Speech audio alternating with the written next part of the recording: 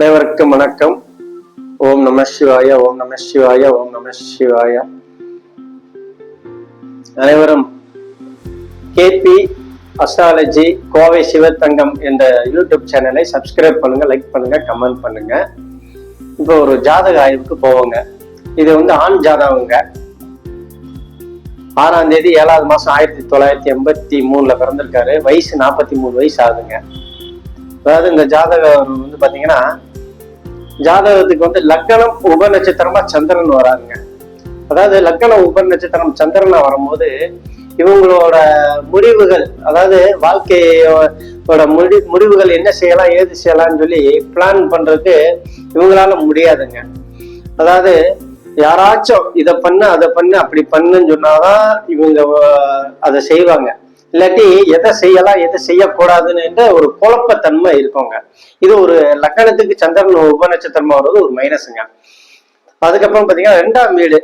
இப்ப புதன் பாத்தீங்கன்னா 2, 6, 9, 11, 12 என்ற பாவங்களுக்கு உப நட்சத்திரமா வராரு.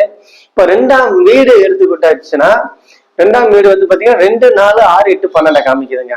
அப்படின்னு சொல்லும் போது இவருக்கு வருமானம் எப்படி இருக்கும் அப்படின்னு பார்க்கும்போது, வருமானங்கள் இந்த 6, 8, 12 சொல்லும் போது ஒரு 1000 ரூபாய் சம்பாதிக்கணும்னா ரொம்ப கஷ்டப்பட வேண்டியிருக்குங்க.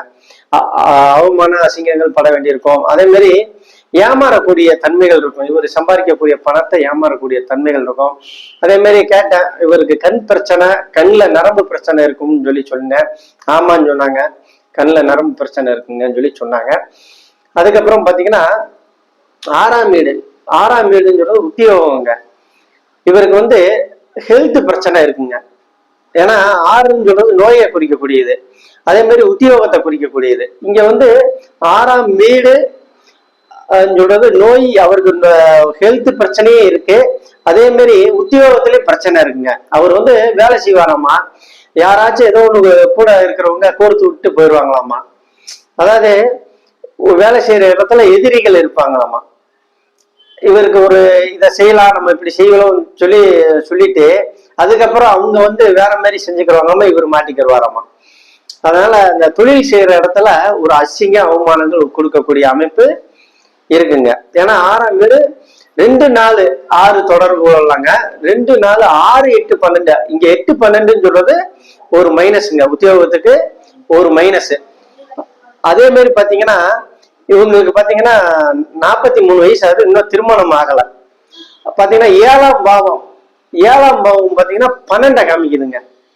12 சொல்றது திருமணத்தை மறுக்கக்கூடிய இதுங்க. அதான் அவருக்கு இன்னும் திருமணம் ஆகாம இருக்கு. அதே மாதிரி 2ஆம் வீடு குடும்பஸ்தானம், அதுவும் 6, 8, 12 காமிக்குதுங்க. அதே மாதிரி பாத்தீங்கன்னா 9ஆம் வீடு. இவரு நல்லா படிச்சிருக்காருங்க. படிச்ச படிப்புக்கு உண்டான வேலை இல்லைன்னு சொல்லி சொன்னாங்க. அது பாத்தீங்கன்னா 9ஆம் வீடு 2, 4, 6, 8, 12 காமிக்கு. இங்க 6, 8, 12 சொல்றது அவரு கல்வி தகுதிக்கு தகுந்த வேலை,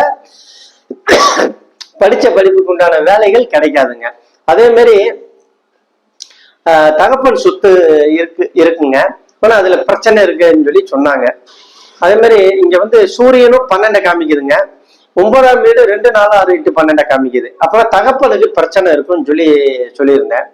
ஆமாங்க, தகப்பனுக்கு பாத்தீங்கன்னா 15, 16 வருஷமா ஹெல்த் பிரச்சனை, ஸ்ட்ரோக் மாரி கொஞ்சம் சிரமப்பட்டாருன்னு சொல்லி சொன்னாங்க.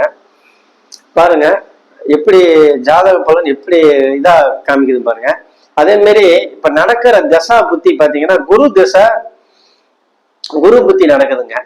இப்போ குரு தசை பாத்தீங்கன்னா 2024 ஜனவரியில ஆரம்பிச்சிருக்குங்க.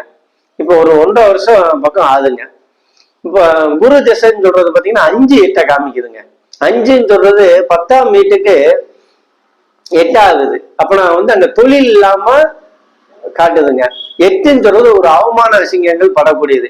அப்பனா இவர் இந்த குரு தசை ஆரம்பிச்சது கொஞ்சம் அசிங்க அவமானங்கள் படக்கூடிய சூழல் உருவாகுதுங்க. இந்த ஜாதக பலன் எந்த அளவுக்கு அக்யூரேட்டா வருதுன்னு பாருங்க. நன்றி, வணக்கம்.